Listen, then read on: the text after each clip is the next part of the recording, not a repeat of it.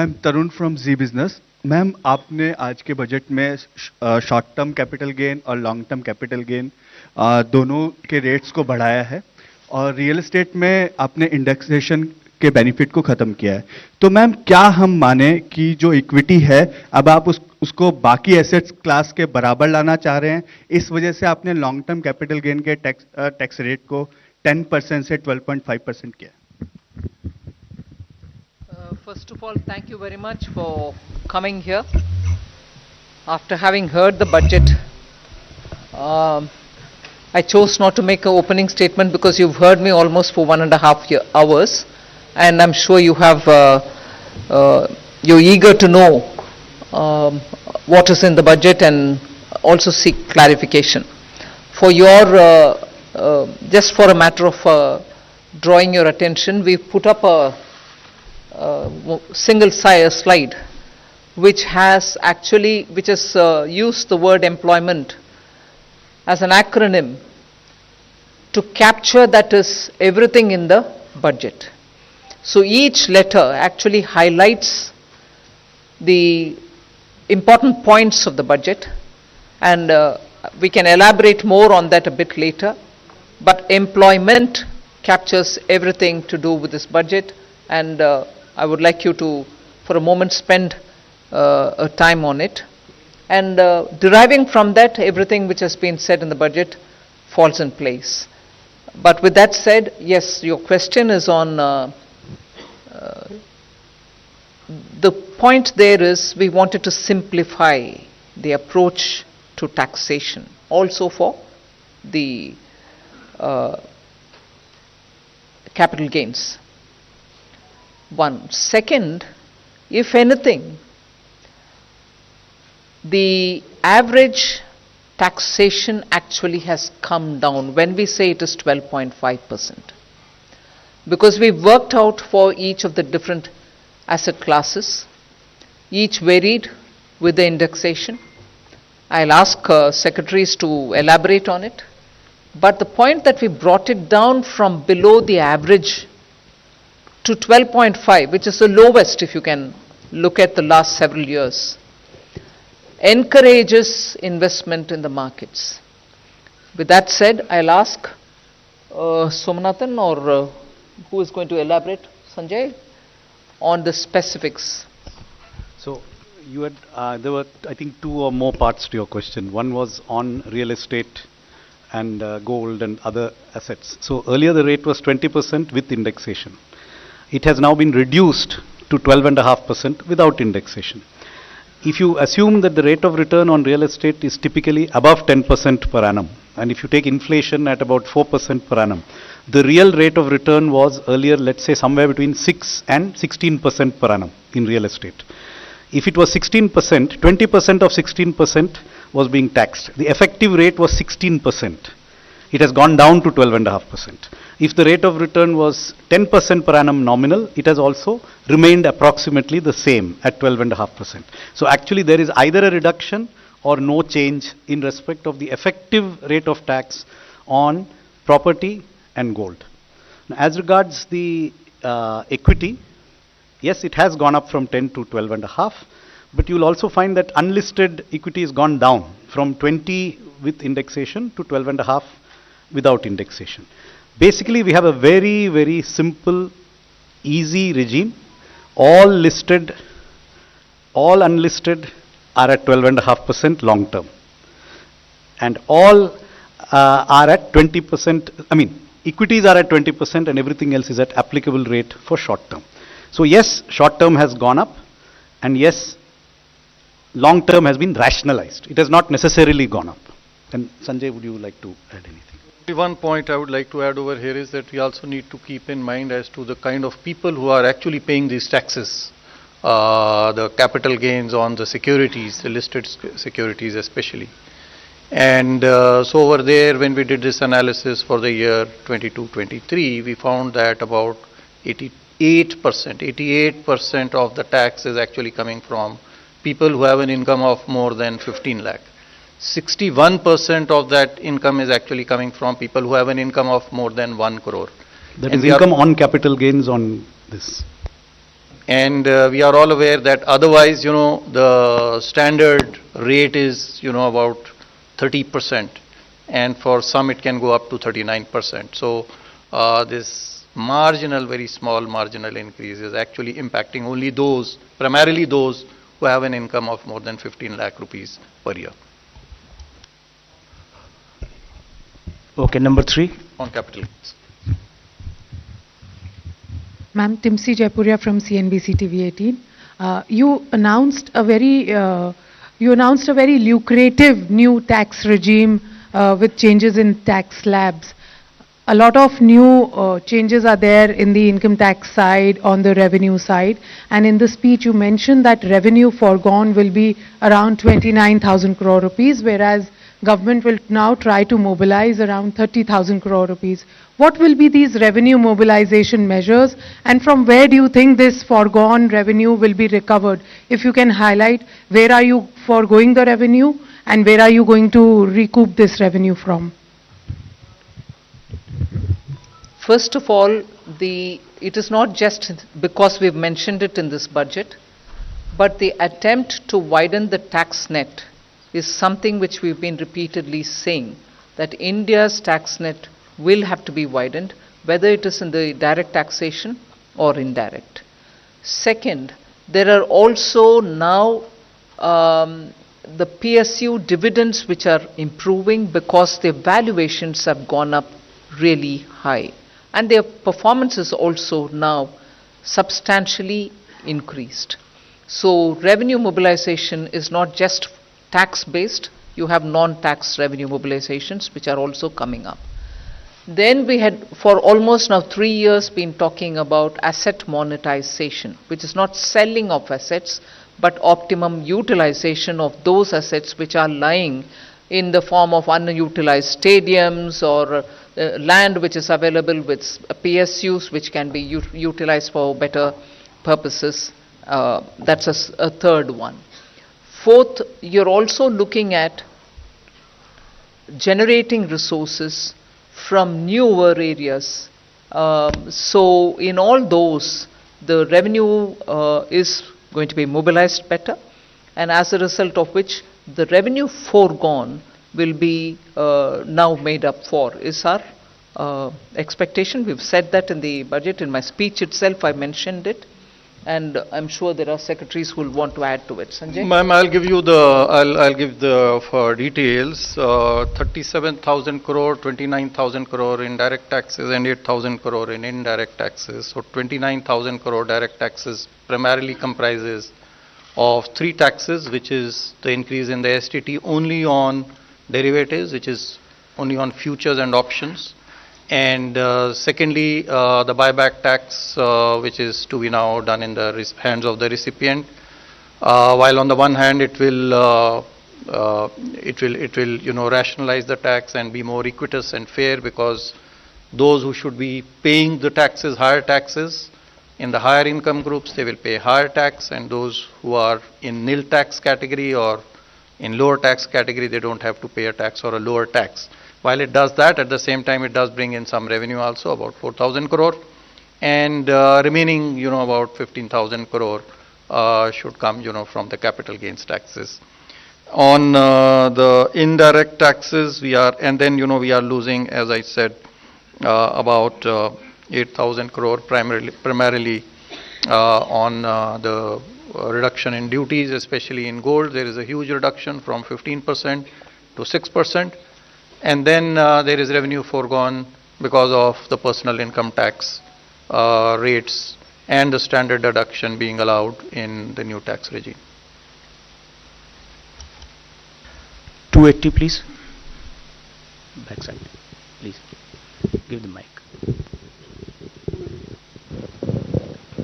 Good afternoon, ma'am. This is Surbhi from Business Today. Ma'am, the angel tax has been abolished, which is a very welcome move. But just wanted to understand that one of the things the angel tax was also doing was checking money laundering concerns. So could you explain how these will be taken care of now? Thank you. Thank you very much, and I'm glad to hear it is welcome. You've been raising this issue as with many others outside of media also, saying are you considering it? Although it was introduced during the UPA government and it was introduced in 2012. 2 years had passed, and since after that when we came in, we tried keeping as is good governance principle, government being a continuum, the tax continued. Although we tried giving carve-outs for startups and also making it simpler, bringing parity for the non-resident Indians, the way in which they've been treated as opposed to the Indian investments and so on. Today we've announced that we will indeed remove it. Exactly the details, Sanjay, would you want to elaborate on it? Yes, sure, ma'am. So we should be aware that this is actually a tax measure. It's not really a money laundering issue, but money laundering issue was being tackled through a tax measure. So first of all, I want to clarify that this tax, there are other provisions in the income tax itself, first of all, to find out the source of these funds. Number two, there is already, the Prevention of Money Laundering Act, which continues to be in existence. So if there is money which is being laundered, money, being paid as a bribe or for use in, other purposes for terrorism, etc., there are enough laws, including the, now, the Nyaya Sahita, Bharatiya Nyaya Sahita and the Prevention of Money Laundering Act to take care of those issues. While on the other hand, now some genuine money for investment, actually, there is this deterrent provision no longer exists, while provisions for money laundering remain, and they should be sufficient to cater to it. I would add that there are also certain provisions of the Companies Act which can be invoked if there is deliberate undervaluation of shares. So there are other legal remedies. The balance here is between preventing money laundering but accidentally also preventing investment. So that balance is what we are seeking to get it right. 211, backside. Yeah.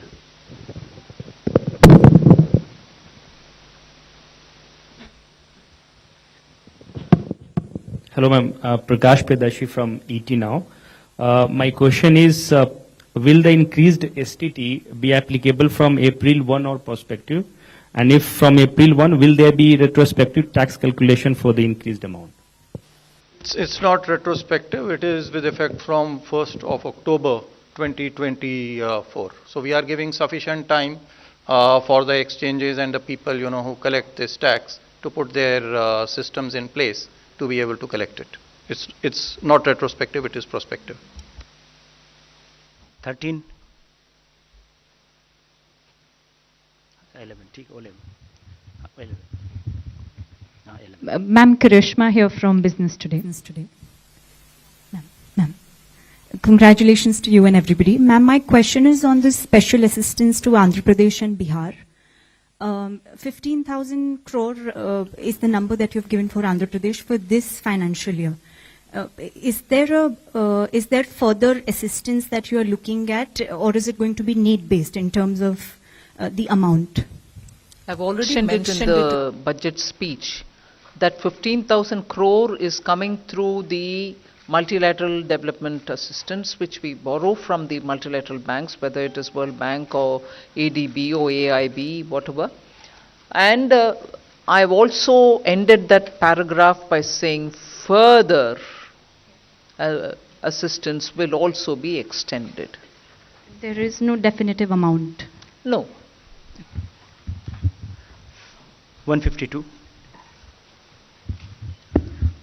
Ma'am Alok Priyadarshi from CNBC आवाज में ma'am सवाल यही है कि जिस तरह से आप लोग न्यू टैक्स रिजीम को प्रमोट कर रहे हैं, इस बार भी आप लोगों ने स्लैब में चेंज किया, स्टैंडर्ड डिडक्शन बढ़ाया, तो ये मान के चलें कि न्यू टैक्स रिजीम के जरिए आप मिडिल क्लास को राहत देने की कोशिश की है इस बार। ओल्ड टैक्स रिजीम को लेकर क्या कोई सनसेट क्लॉज है? क्योंकि आपने कहा है कि जो इनकम टैक्स एक्ट है उसका हम लोग कंप्रिहेंसिव रिव्यू करेंगे, तो रिव्यू में क्या ये मान के चले कोई सनसेट टाइम आएगा ओल्ड टैक्स रिजीम को लेकर? अभी मैं बोल नहीं सकती हूँ। जरूर हमारी इरादा ये है कि सिंपलर टैक्सेशन रजीम होना चाहिए, और सिंपल टैक्स रजीम की ओर अगर हम जा रहे हैं ये रिव्यू के द्वारा, वो ही हमारी मकसद होगा कि सिंपल कर दो। ओल्ड टैक्स रेजिम को सिंपल करने के रास्ते पर ही ये नया टैक्स रेजिम आया है. सनसेट होगा कि नहीं होगा वो अभी मैं बोल नहीं सकती हूं. वो रिव्यू करने के बाद ही हम एक डिसीजन लेंगे. और ये एक आंकड़ा मैं आपको दे दूं कि इस बार पिछली बार जो हमने परिवर्तन किए थे नई टैक्स प्रणाली में, तो 70% लोग अभी तक जो 4 करोड़ के लगभग हमारे पास में रिटर्न प्राप्त हुए हैं पिछले वर्ष के, 70% ने इसको प्रेफर किया है बनिस्बत की पुरानी प्रणाली को. तो बड़ी तेजी से लोग नई प्रणाली की ओर आकर्षित हो रहे हैं और हमारा यही प्रयास रहेगा. Yes. Yes, ongoing Ongoing, filing period. ongoing, Yes. ongoing Not filing yet, not yet. period, I mean, yeah. more returns are coming in. Yes. Yes. 271. Hi, ma'am. This is Sumit Chaturvedi, ET now. Ma'am, the corporate tax for foreign companies has been slashed to 35%. I want to understand the broad intent of this intention behind this decision, and what kind of benefits to economy, increase in investment you are expecting. You've, in your own question, answered it. We want more investment to come into this country. So that is why it has been brought down.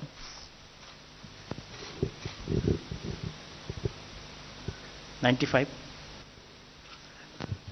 Just to add to that, there was a widened differential between foreign and domestic companies which arose after the tax cut in 2019. When the domestic rates were cut, the foreign rates were not cut. So there was a widening of the gap. With today's change, there is still a higher rate of tax for foreign companies, but it is not now disproportionately higher than domestic. And therefore, this is something where, according to the feedback received from industry, we expect more foreign companies to invest now that this regime is adjusted in this manner.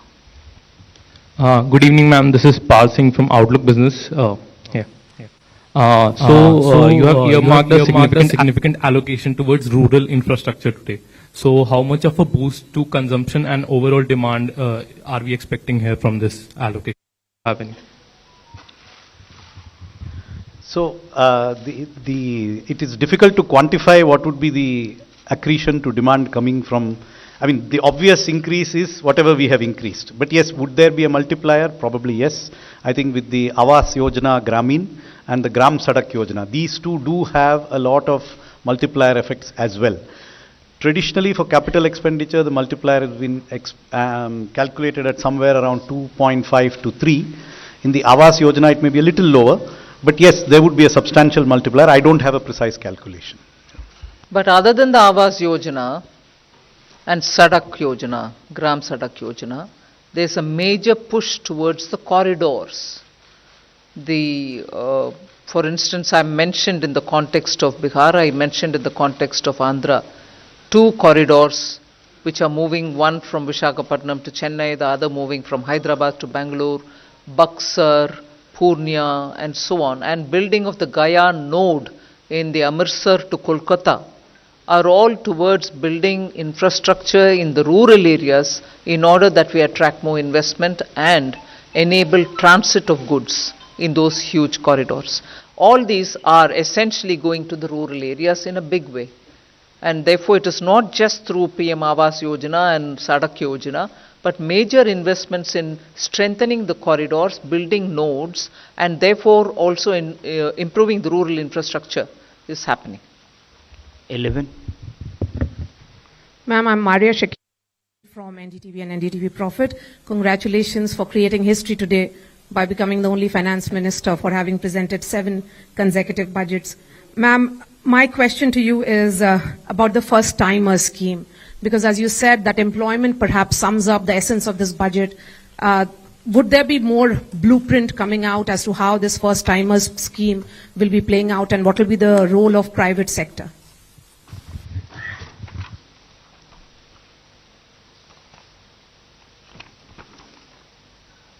Just 1 minute. See, this Prime Minister's package that I announced has 5 different schemes. The first timers is, I would think, one of the very, very innovative initiative. So what we are doing there is to be able to provide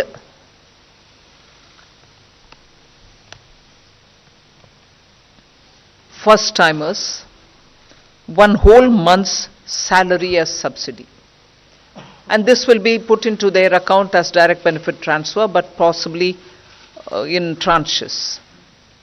When an employer picks up a first-timer, and this is through the EPFO that you get to know, that they have paid their provident fund amounts, and therefore the first-timer indicator that we are talking about will be established. So they can't just say one of the existing employee is a first-timer and claim it. There are enough checks and balances in the system to make sure that indeed the first-timer is coming in. And then the first-timers will be put through that learning curve, and this will help them to acquire skills so that they become fully productive. This kind of a subsidy giving, one, you give the first one month's salary. Two, you're also giving both for the employee and for the employer subsidy. So the applicable person for whom it is being given may even draw a wage up to 1 lakh rupees. But to the extent of 15,000 is what you're giving as a subsidy. The installments, as I said, for the first 1 month wage that you want to give will be done over 3 installments, direct into the first time employee's account. One compulsory measure that we are bringing in there is to make sure that the employee undergoes online financial literacy course before claiming the second installment from the government. So he may be a qualified engineer, he may be a diploma holder, he's a first-time employee in an office, he becomes a first-time employee and the employer also claims that he's been recruited.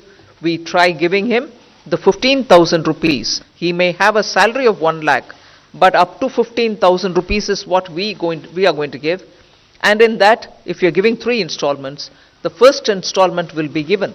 But before he draws the second installment, he should undergo an online financial literacy course so that he can claim the second one. So we are not training him in engineering, we are training him in financial literacy.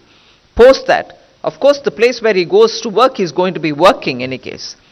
Then subsidy to be refunded if in case the employer removes him from the work within 12 months. So the employer gets a subsidy as well, but he will have to refund it if within 12 months this first-time employer has been removed out of the work. This will cover, and we expect it to cover, 1 crore persons per annum. And the scheme will run for 2 years. So up to 24 months, you can have new employees brought in, new first-time employees brought in, for whom the government will give 15,000 rupees as from our side, 1 month, what we think, 1 month's salary. Although his salary may be any amount, but to a cap of 1 lakh. And then he undergoes some financial literacy course, post which the second installment and the third installments can be withdrawn, put into his account. But most important is if the employer removes him within 12 months, the employer will have to refund the subsidy given to the employer. So that's how that scheme works. 278. If I may just add, details are available in the budget speech in the annexure on page 31. So there are details of all the 5 schemes in this package. If you go through them, there's considerable amount of detail which you can get. Hi, good evening. This is Priyashmita from Informist. I have 2 points from the budget that I would like to ask. The first is nominal GDP has been pegged at 10.5%. And we have seen that growth is on a high momentum, and even the RBI has pegged growth at 7.2%. And the Econ survey said that it is going to be between 6.5 to 7%. So a 10.5% nominal GDP looks a little conservative. What is your view on it? And the second is that there's a mention that beyond FY26, you would want to reduce your debt to GDP. And you've mentioned that, the 4% debt to GDP is it's a thing of the past. So what do you think is a sustainable debt to GDP or a desirable debt to GDP at this point? Thank you. What was the first question again? Conservative nominal GDP projection. See, 10.5% could be a combination of 7% growth and 3.5% GDP deflator. So a combination of wholesale price plus consumer price could easily be 3.5%. That's a very likely scenario. So 7 plus 3.5, yes, it is slightly conservative, but I don't think it is way off what is likely. Or it could be 6.5% growth and 4% inflation as per the deflator. So I think the number is reasonable, slightly conservative, yes, but we would prefer to achieve the numbers. Second, on the path after 26-27, which has been outlined in the Finance Minister's speech at the end of the Part A. So the commitment, as she has mentioned, is to endeavor to reduce the debt to GDP every year. That is in future the fiscal consolidation path. What is the percentage that would result in that fiscal consolidation is not something that we are disclosing here today or can disclose today. It will depend on circumstances. But there is a commitment to lower the debt to GDP ratio. So if every year it has to be reduced, there will necessarily have to be a particular level of deficit which we cannot exceed. And that will depend on prevailing growth rates, interest rates, and the other parameters which go into the calculation of the debt dynamics. But I can tell you that it is most likely to be a figure not above 4.5%. 249. मैं सुनील सौरभ बोल रहा हूँ।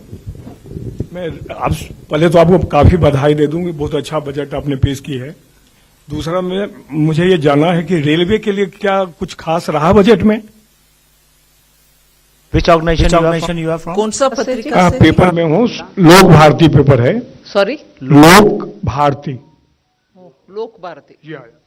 तो पहले तो बधाई दे दिया हूँ मैं आपका, बहुत अच्छा बजट आपने पेश की है और रिकॉर्ड भी की है, 7 साल से लगातार आप वित्त मंत्री के रूप में काम। मेरा कहना है कि रेलवे के लिए क्या कुछ खास हुआ, क्योंकि कोई जानकारी हम लोग को अभी तक नहीं मिली कि रेलवे के लिए क्या गया है। दूसरा, मैं रेलवे में सीनियर सिटीजन्स को कंसेशन मिलता था, आप यहाँ पीआईबी में है, पीआईबी जर्नलिस्ट को भी कंसेशन मिलता था। कोरोना में वो बंद हो गया, कोरोना को ख़त्म हुए भी 2-3 साल हो गए हैं, तो फिर से ये बहाल नहीं हुआ। क्या इसकी उम्मीदें हम लोग कर सकते हैं कि आगे बहाल होगी या नहीं?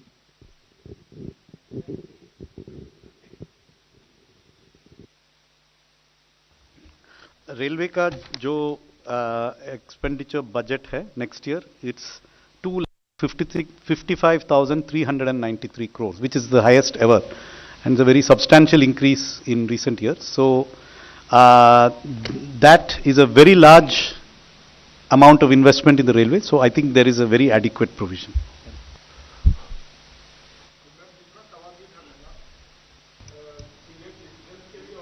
जर्नलिस्ट के लिए कंसेशन ठीक है, सुना।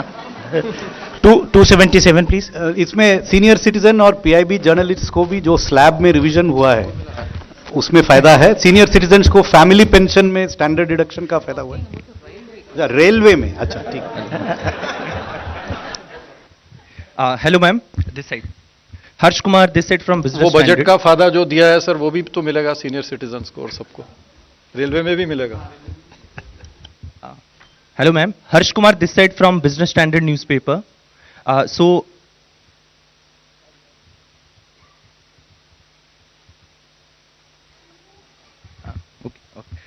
Ma'am, during your speech you mentioned about the FDI liberalization. Can you give a bit detail about it? We are trying to, since 2014, bring in ease of doing business in India, and in every sector where there was only 26% allowed for FTA, we raised it to 49, and then where it is possible we've raised it to 74, and so on.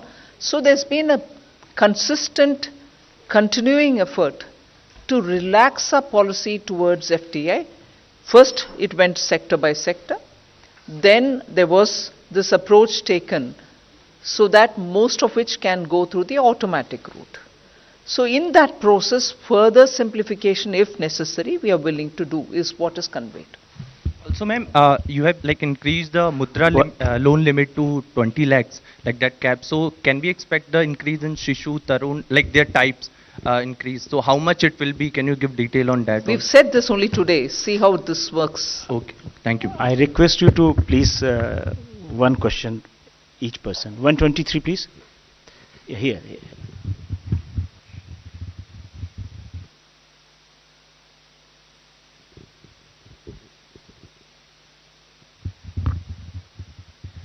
Shrimi Chaudhary here from Business Standard. I just wanted to understand that budget proposes withdrawal of equalization levy. So if you could just give some explanation of what led to that, what is the intention behind that, keeping in mind the pact between India and US which has ended on June 30th.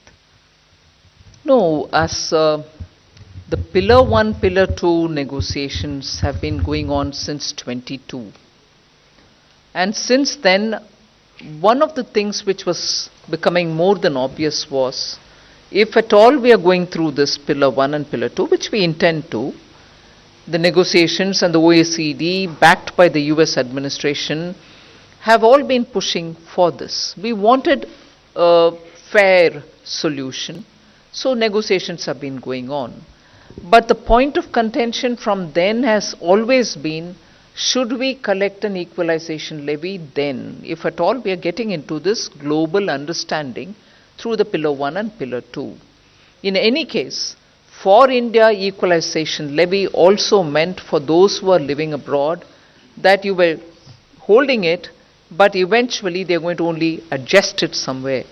So in the interest of moving towards Pillar 1 and Pillar 2 solution, which the negotiations are still going on one aspect of it, on the other, in all probability, we are close to a conclusion. It was necessary for us, through the Parliament, to take steps to ensure that we are entering into that scheme of things without this equalization levy hanging on us, because this was important for us, but if it is a global system, this cannot continue.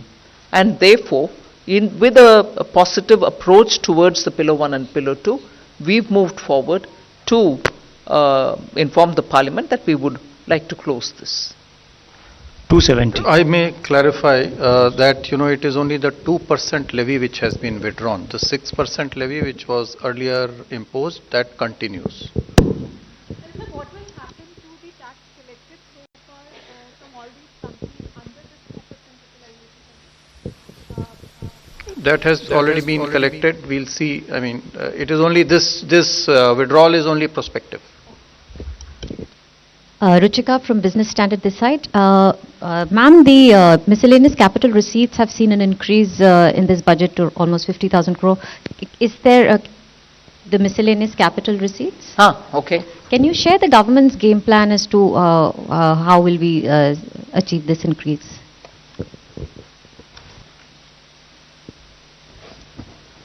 The miscellaneous capital receipts are budgeted as 50,000 crore, which was like 23-24 also, it was 51,000 crore, the interim budget. Now it's 50,000 crore, 24-25. And, this combines with all kinds of receipts, which are otherwise disinvestment receipts, asset monetization receipts, and other kinds, which will be clubbed with that. So this budgeted figure is 50,000 crore.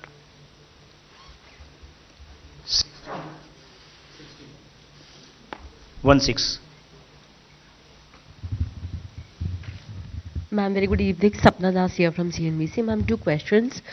On the incentive-like employment scheme that you have announced, 2 lakh odd crore is your overall fiscal envelope over the duration of the scheme. Could you give us a sense as to, we are already almost halfway through the current financial year by the time you pass the budget. So practically around 7 months will remain for the financial year, but any kind of an allocation that you have done for this scheme for this year, ma'am?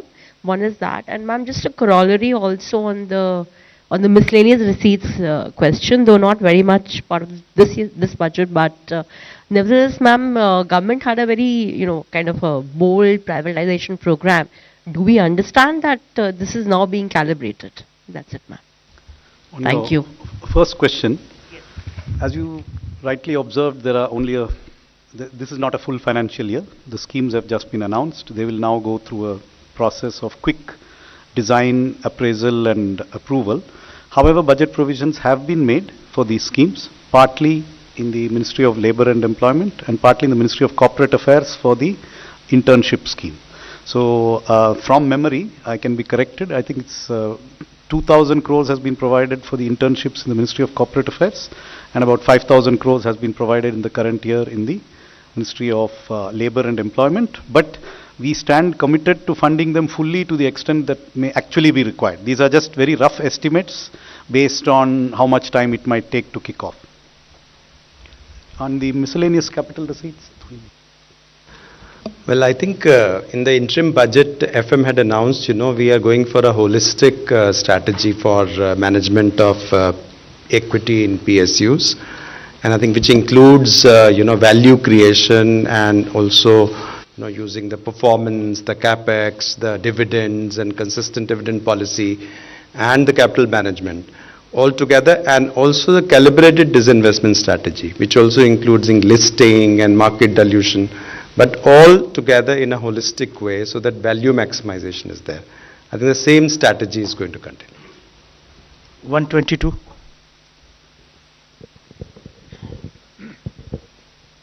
Hi, Rishabh with NDTV Profit here. I have two questions. One on the space fund that was announced, the 1,000 crore fund. What will be the composition of this? Which will be the nodal agency, and what sort of startups will the government invest in? And on the NPS, you also mentioned that the NPS committee has made progress in the speech. Could you elaborate a bit on that?